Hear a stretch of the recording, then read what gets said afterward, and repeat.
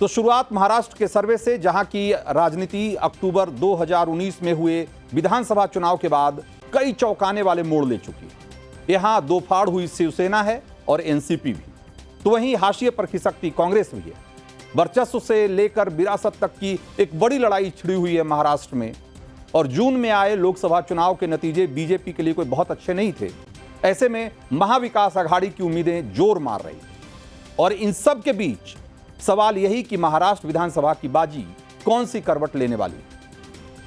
तो हम आपको बताएंगे अगले 1 घंटे में इन तीनों राज्यों के से जुड़े हुए आंकड़े। लेकिन उससे पहले भी आपको बता दें कि नवभारत और मेट्राइज के सर्वे में आज जो बहुत महत्वपूर्ण सवाल और बहुत महत्वपूर्ण और बहुत चौंकाने वाले जो खुलासे होंगे, उस पर चर्चा के लिए हमारे साथ कुछ खास मेहमान भी जुड़ेंगे।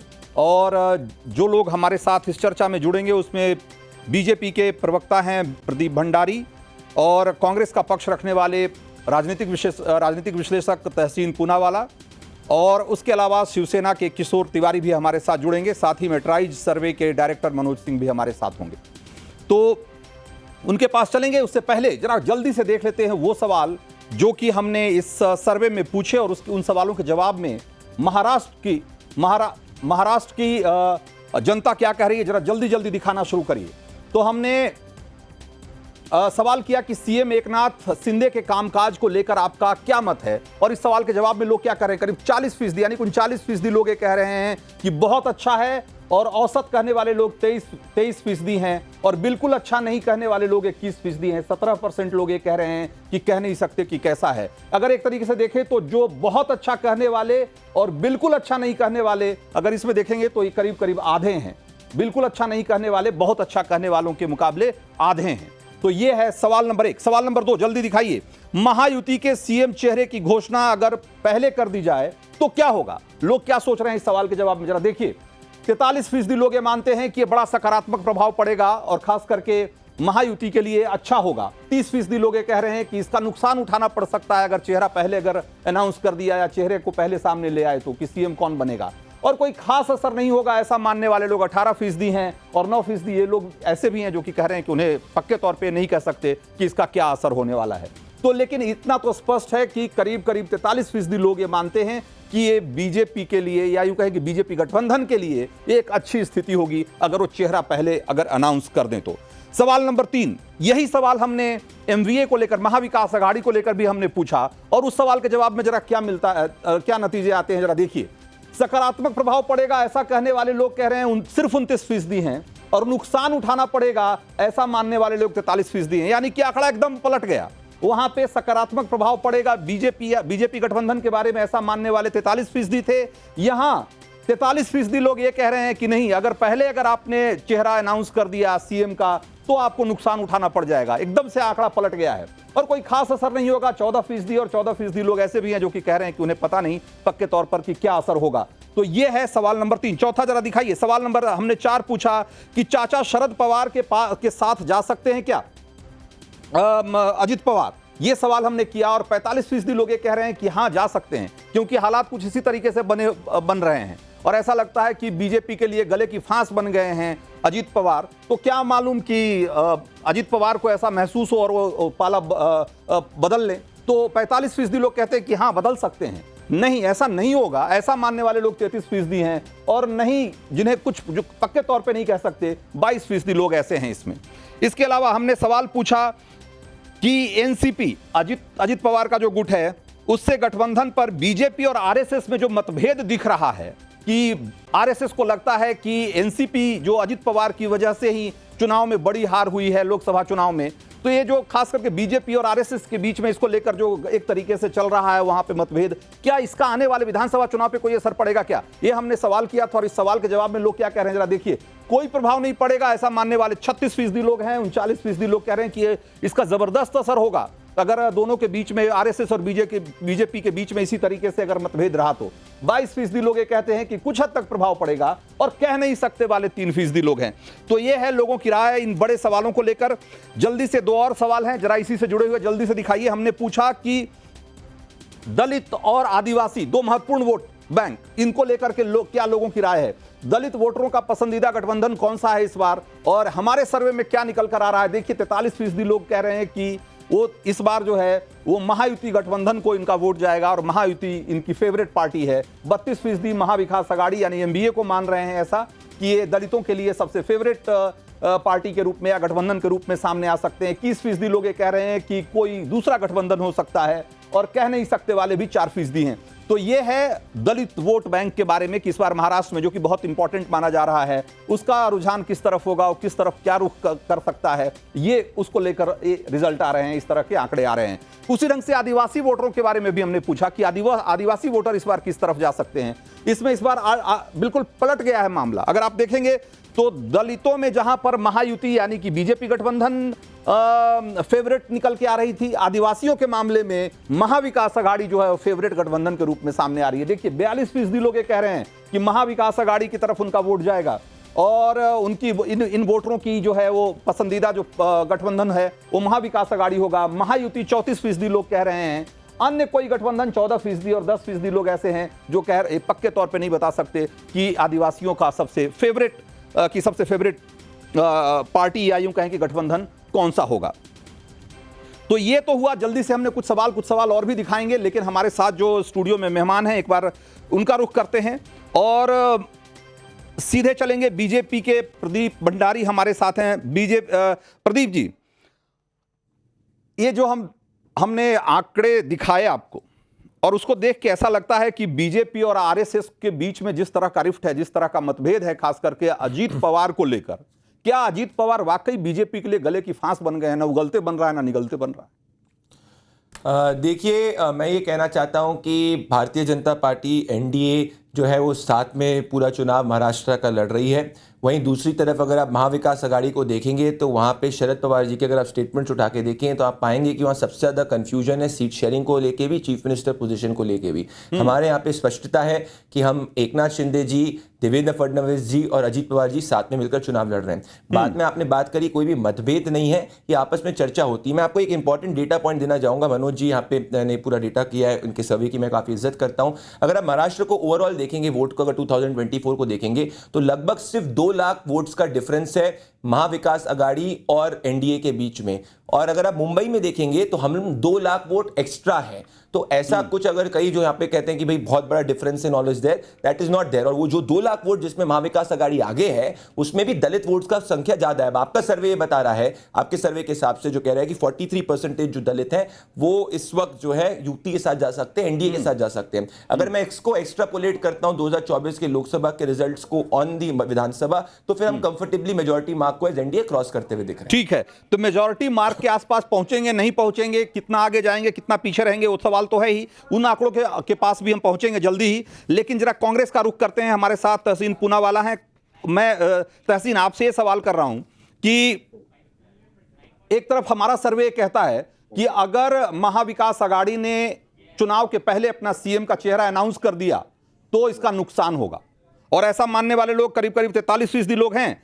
लेकिन उद्धव मुंह फुलाए बैठे हैं कि हमारा नाम अनाउंस करो। मतलब आपके लिए भी वही स्थिति। रंजीत जी, आपके शो में शिरकत करने का मौका मिला, मैं आपका शुक्रगुजार हूँ। और अच्छी बात है कि प्रदीप आज मेरे सामने, क्योंकि प्रदीप ना सिर्फ भाजपा के बहुत अच्छे प्रवक्ता है, वो एक बहुत अच्छे सेफोलॉजिस्ट भी है। तो ये बात वो आंकड़े समझते हो। मनोज जी तो है ही यहाँ पर।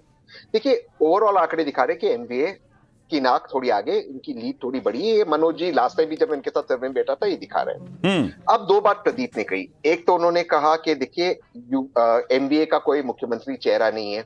मैं उद्धव जी की बात पे आता हूँ। ये बात ठीक कहा उन्होंने, प्रदीप ने। लेकिन भाजपा में भी प्रदीप नहीं कह सकते देवेंद्र फडणवीस ही बनेंगे मुख्यमंत्री, क्योंकि एकनाथ शिंदे जी सिटिंग मुख्यमंत्री है। ये पहली बात है। तो ये जो कंफ्यूजन है ये दोनों गुटों में। दूसरी बात मैं बता दूं, सवाल जल्दी करेंगे आज, और जवाब भी उतना ही फटाफट देना पड़ेगा। समय कम है, आंकड़े और सवाल बहुत ज्यादा हैं। फटाफट दूसरी चीज कह दूं, क्योंकि मैं कांग्रेस का वोटर हूँ, कांग्रेस का सपोर्टर हूँ। मैं ये बात बहुत स्पष्ट रूप से कह रहा हूँ और आपके सवाल को आगे बढ़ाते हैं। मैं नहीं मानता हूँ उद्धव ठाकरे जी को सीएम डिक्लेयर करना चाहिए। जो सबसे बड़ी पार्टी बनेगी उसका चेहरा सीएम होगा। मैं सोचता हूँ व्यक्तिगत तौर से क्यों नहीं नाना पटोले, और मैं सोचता हूँ अगर भाजपा बने क्यों नहीं देवेंद्र फडणवीस। बहुत अच्छे मुख्यमंत्री थे वो। ठीक है, तो शरद पवार भी यही कह रहे हैं। लेकिन उद्धव ठाकरे को लगता है कि भाई अगर चुनाव के पहले हमारा चेहरा अगर आपने अनाउंस नहीं किया तो ये ठीक बात उनको नहीं लगने होगी। दीजिए, और वैसे उनको लगने दीजिए। सीएम चेहरे को लेकर के लोगों की राय क्या है वो भी जरा एक बार जल्दी से देख लेते हैं। समय कम है इसलिए सवालों की तरफ जल्दी से बढ़ेंगे। हमने एक अगला सवाल पूछा था कि महाराष्ट्र विधानसभा चुनाव में आपके लिए सबसे महत्वपूर्ण मुद्दा कौन सा है। मुद्दा कौन सा सबसे बड़ा है जरा देखिए, जल्दी से दिखाइए। सवाल दूसरा, अगला सवाल है, हाँ, महाराष्ट्र विधानसभा चुनाव में आपके लिए सबसे महत्वपूर्ण मुद्दा कौन सा होगा। इसमें 29% लोग कह रहे हैं कि सीएम का चेहरा, सीएम उम्मीदवार बहुत महत्वपूर्ण है उनके लिए, और 23% लोगों के लिए गठबंधन महत्वपूर्ण है। 11% लोग हैं ये कह रहे हैं कि उनके लिए सरकार का कामकाज ज्यादा मायने रखता है, न कि चेहरा और गठबंधन। 5% लोग ये कहते हैं कि किसानों से जुड़े मुद्दे महत्वपूर्ण हैं, रोजगार 9% लोगों के लिए, और 23% ऐसे लोग हैं जिनके लिए और बाकी दूसरे मुद्दे भी महत्वपूर्ण हैं। तो ये है लोगों की राय बड़े मुद्दों को लेकर के। जरा मराठा आरक्षण का मुद्दा जो कि बहुत दिनों से महाराष्ट्र की राजनीति में गूंज रहा है। अगला सवाल दिखाइए। मराठा आरक्षण मुद्दे पर एनडीए पर कैसा असर पड़ेगा, या यूं कहें कि महायुति पर क्या असर पड़ेगा, इसको लेकर लोग क्या कह रहे हैं। नुकसान होगा ऐसा मानने वाले लोग 34% हैं, और 24% लोग कह रहे हैं कि ये उनके पक्ष में जा सकता है, फायदा होगा इसका। 31% लोग कह रहे हैं कि इसका कोई चुनाव में असर नहीं पड़ने वाला है, और 11% लोग कह रहे हैं कि उन्हें पता नहीं कि इसका असर होगा, क्या होगा, नहीं होगा। तो ये है मराठा आरक्षण जो कि एक बड़ा मुद्दा माना जा रहा है इस चुनाव में, उसको लेकर लोगों की राय। अगला सवाल दिखाइए। चुनाव में लाडली बहना योजना जिसकी बहुत चर्चा है, अगेन कहा जा रहा है कि ये गेम चेंजर हो सकता है, तो उसके बारे में लोग क्या कह रहे हैं। 58% लोग मानते हैं कि बहुत ज्यादा प्रभावी होगा, जैसा कि मध्य प्रदेश में हमने देखा था, जैसा उसी तरीके से हो सकता है कि ये इस चुनाव में भी, महाराष्ट्र के चुनाव में भी इसका बड़ा असर देखने को मिले। कुछ हद तक प्रभावी होगा ऐसा मानने वाले लोग 24% हैं। कोई लाभ नहीं होगा ऐसा 6% लोग कह रहे हैं, बाकी 5% लोग कह नहीं सकते, और प्रचार का एक तरीका है, 7% लोग ऐसा मानते हैं। तो ज्यादा, मतलब आधे से ज्यादा लोग ये मानते हैं, करीब 60% लोग ये मानते हैं कि इसका बड़ा असर होगा। इसी तर्ज पे भाई के साथ, बहनों के साथ साथ भाइयों को खुश करने के लिए भी जो योजना लाई गई, लाडला भाई योजना, इसके बारे में लोग क्या कह रहे हैं। ये कह रहे हैं कि गेम चेंजर, ऐसा मानने वाले लोग 36% हैं जो कहते हैं कि लाडला भाई योजना है वो गेम चेंजर साबित हो सकता है, और 33% लोग हैं वो कह रहे हैं कि कुछ असर होगा, इसका बहुत ज्यादा असर नहीं होगा। 22% लोग कह रहे हैं कि कोई असर नहीं होगा, और 9% हैं वो कहते हैं कि उन्हें पता नहीं पक्के तौर पर कि इसका क्या असर हो सकता है चुनाव में। और अब सबसे महत्वपूर्ण सवाल जिसके बारे में अभी चर्चा कर रहे थे और आगे भी करेंगे, कि आपका पसंदीदा मुख्यमंत्री चेहरा कौन है। और इसमें एक बार फिर से Eknath Shinde clear cut leader के तौर पे उभर रहे हैं। 37% लोग कह रहे हैं कि उनके लिए एकनाथ शिंदे सबसे बड़े फेस हैं मुख्यमंत्री के लिए। उद्धव ठाकरे के बारे का पक्ष लेने वाले 21% लोग हैं। देवेंद्र फडणवीस को सीएम देखना चाहते हैं, ऐसे लोगों की संख्या 21% है। 10% शरद पवार के पक्ष में हैं, और 11% लोग ऐसे हैं जो कि बाकी दूसरे और नामों की तरफ भी इशारा कर रहे हैं। तो ये है सीएम चेहरे को लेकर बात। अब जल्दी से आंकड़ों के बारे में भी बात कर लेते हैं कि मेट्राइज सर्वे में जो आंकड़े क्या कह रहे हैं, और जो हमने सर्वे का जो किया है उसमें किस तरीके से, अगर अभी चुनाव हुए तो किस तरह की स्थिति महाराष्ट्र में उभर के, किस तरह की तस्वीर दिख सकती है, जरा जल्दी से दिखाइए। और ये हमारा सर्वे कहता है कि अगर अभी चुनाव होते हैं महाराष्ट्र में, तो जरा देखिए वोट का और ये सीटों का, जो आपको हम वोट शेयर भी दिखा रहे हैं और सीट शेयर भी दिखा रहे हैं। तो महायुति को 45.8 यानी कि करीब 46% वोट मिलेंगे, और सीट मिल सकती है 137 से 152, यानी कि 137 से 145 जहां की बहुमत का आंकड़ा है, तो 137 से 152 के बीच में महायुति, महाविकास आघाड़ी 44.1% वोट के साथ 129 से 144 सीटें जीत सकती है, और अदर्स के खाते में 3 से 8 सीटें जा सकती है, और उन्हें 10.1% वोट मिल सकता है। तो ये है, अगर अभी चुनाव होते हैं तो इस तरह की तस्वीर महाराष्ट्र विधानसभा की आपके सामने उभर के आ सकती है। जरा आप जल्दी से एक बार ये भी दिखा दीजिए कि इसमें अलग अलग पार्टियों का किस तरह का आंकड़ा दिखेगा। तो अगर आप देखिए तो बीजेपी सबसे ज्यादा वोट शेयर के साथ 26% के वोट शेयर के साथ 83 से 93 सीट। शिवसेना जो शिंदे गुट है उसको करीब 42 से 52 सीट।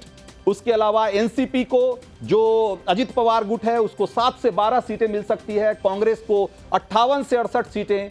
जो शिवसेना उद्धव गुट है उनको 26 से 31 सीटें, एनसीपी को 35 से 45 सीटें और अदर्स को 3 से 8 सीटें, जैसा कि हमने पहले भी बताया। तो ये है पार्टियों का ब्रेकअप की अगर पार्टी वाइज अगर देखेंगे, अगर गठबंधन के नहीं बल्कि अलग अलग पार्टियों का अगर आंकड़ा देखें तो इस तरीके से विधानसभा की तस्वीर दिखाई दे सकती है। तो ये है मेट्राइज सर्वे का जो लेटेस्ट सर्वे है उसके हिसाब से ये आंकड़े हैं। अब फिर से एक बार वही सवाल, उसी सवाल का रुख करेंगे, जरा चलेंगे हम किशोर तिवारी के पास। शरद पवार नहीं चाहते कि शिवसेना के उद्धव ठाकरे का नाम सीएम के चेहरे के तौर पे अनाउंस किया जाए, और उद्धव ठाकरे हैं कि वो मान नहीं रहे हैं। तो ये चुनाव के पहले मामला निबट जाएगा कि चुनाव में भी इसी रिफ्ट के साथ, इसी मतभेद के साथ आप लोग लड़ेंगे? हाँ देखो रंजीत, ऐसा नहीं है। हमारा एक लक्ष्य है, बीजेपी को जो उन्होंने महाराष्ट्र में जिस प्रकार की राजनीति की और जिस प्रकार का प्रशासन दिया, तो बीजेपी को सत्ता से दूर रखना और लोगों के जो जनमत है उसका सम्मान रखना। तो लेकिन एक बात है कि ये मसला हमारे चुनाव में नहीं रहेगा। लेकिन एक बात मैं क्लियर कर रहा हूं कि जिस प्रकार से उद्धव ठाकरे को मुख्यमंत्री पद से नीचे उतारा गया और उद्धव ठाकरे जी ने कोरोना काल में जो अच्छा काम किया, तो महाराष्ट्र की जनता चाहती है कि वो सीएम बने और उनका सीएम बनना तय है। अगर कांग्रेस या एनसीपी बार बार कहती है, यानी शरद पवार वाली एनसीपी कहती है कि जिनके एमएलए ज्यादा उनका मुख्यमंत्री बनेगा, तो ये मैसेज गलत जा रहा है। हाँ, मैं अभी क्लियर कर रहा हूं कि उद्धव ठाकरे को प्रोजेक्ट करना यह बहुत अच्छा है। अब क्योंकि मैं यहाँ पर एक बात बता रहा हूं कि जो मेट्राइज का सर्वे है या मनोज सिंह ने जो बताया है, तो महाराष्ट्र में कांटे की टक्कर है। ये बात तो लोकसभा में इतनी सीटें आने के बाद महाविकास आघाड़ी को 168 सीट पर ही उनकी लीड थी। तो मामला तो कांटे का है, लेकिन मामला मुद्दों पे रहेगा। ठीक है, ठीक है। मैं जरा मनोज सिंह के पास एक बार चलूंगा। मनोज सिंह जी, ये जो मराठा आरक्षण का मुद्दा है, आपको क्या लगता है कि ये मनोज जारंगे के बारे में कहा जा रहा है कि अपनी अलग पार्टी बना लेंगे, चुनाव लड़ेंगे, तो ये सब जो चीजें चल रही है इसका क्या असर देखते हैं आप इस बार विधानसभा चुनाव? देखिए, जहां तक मनोज जारंगे का जो है कहा जाता है कि ये शरद पवार के समर्पित नेता हैं और जो कहिए कि ओबीसी के लीडर हैं या मराठा लीडर हैं, और इनके द्वारा ये आंदोलन कर रहे हैं और ये धीरे धीरे हो रहा है। लेकिन एक बात ध्यान रखिएगा कि उनके इतने बड़े आंदोलन को शिंदे ने बहुत शांतिपूर्वक तरीके से अभी तक मैनेज किया है। तो लोगों के अंदर ये मैसेज भी जा रहा है कि शिंदे किस तरीके से लीडरशिप के रूप में अपने आप को उभार रहे हैं। ऐसे स्थिति में जो आप सीएम का जो पॉपुलैरिटी रेट दिखा रहे थे, उसमें साफ दिख रहा था कि लोगों के बीच में उनकी पॉपुलैरिटी रेट बढ़ रही है। उसी के साथ से देखिएगा कि उद्धव का, जैसे अभी कहा गया कि उद्धव को सीएम बनाना चाहिए था, मैं भी मानता हूं कि यदि उद्धव को घोषित करते तो चाहे कांग्रेस और शरद पवार को फायदा होता, लेकिन उनके लिए भी राजनीतिक थोड़ी सी दुविधा बनी हुई है। देखिए, उद्धव को जब आप नहीं बनाएंगे लीडरशिप में, तो ये मानकर चलिए कि जो उद्धव की सेना है वो शिफ्ट होगी शिंदे की तरफ, और वो आंकड़े में भी दिखेंगे। बिल्कुल बिल्कुल। मैं एकदम क्विक रिएक्शन चाहूंगा, ब्रेक पे जाना है उससे पहले। प्रदीप भंडारी, महाराष्ट्र में इस बार जो शिवाजी की मूर्ति गिर गई, उसको लेकर के बड़ा एक सेंटिमेंट बना हुआ है। प्रधानमंत्री ने माफी भी मांग ली, लेकिन राहुल गांधी कह रहे हैं कि जो गलती करता है वही माफी मांगता है और जनता माफ नहीं करेगी ऐसी गलतियों के लिए। देखिए, मैं आपके सर्वे के हिसाब से जाना चाहूंगा, और अगर आपके सर्वे को देखेंगे तो मैं कहूंगा कि ये कंजर्वेटिव एस्टिमेट है, क्योंकि जो महिला वोटर है, कोई भी आप हिंदुस्तान के इलेक्शंस को उठा के देख लीजिए, पिछले 10 सालों के हमेशा महिला वोटर स्विंग वोटर है। और जो हमारी लाडली बहना, जो हमारी लाडली लड़की स्कीम है, उसमें अगर आप ऑब्जर्व करेंगे कि जो महिलाएं हैं वो मेजर बेनिफिशियरीज हैं। 50% इलेक्टोरेट कोई भी इलेक्शंस के अंदर विमेन होती है। तो अगर ओवरऑल मैं देखना चाहूंगा, जितने कांटे की टक्कर दिखा रही है, इसमें अगर 60-65% विमेन वोट हमको पड़ जाता है, तो हम ये इजीली इलेक्शन को निकाल लेंगे। और आप नॉन कॉन्फिडेंस इसी तरीके से देख सकते हैं रंजीत जी, 10 सेकंड लूंगा, कि पैनल पे ही कोई उद्धव ठाकरे को यूनानिमिटी नहीं है चीफ मिनिस्टर डिक्लेयर करने की। अगर आपके सर्वे के मैं देवेंद्र फडणवीस और एकनाथ शिंदे के अगर आंकड़ों को भी जोड़ दूं लार्जर लेवल पे, अगर थोड़ा सा एरर हटा दूं तो वो 45% क्रॉस कर जाता है। ठीक है, लेकिन वोट शेयर में 1% के आसपास का अंतर है। ये सीट में कितना बड़ा फर्क पैदा कर सकती है? हमारे सर्वे के हिसाब से तो ये लग रहा है कि अगर मिनिमम सीटें जो 137 में से 152 का जो हमारा आंकड़ा है, तो अगर 37 सीटें भी, अगर 137 भी मिलती है तो अदर्स वगैरह लेकर के सरकार बनाने की स्थिति में है। लेकिन एमवीए को अपना बेस्ट प्रदर्शन करना पड़ेगा हमारे सर्वे के हिसाब से। 144 सीट तब जाकर के वो बहुमत के आंकड़े के करीब पहुंच पाएंगे 145 के।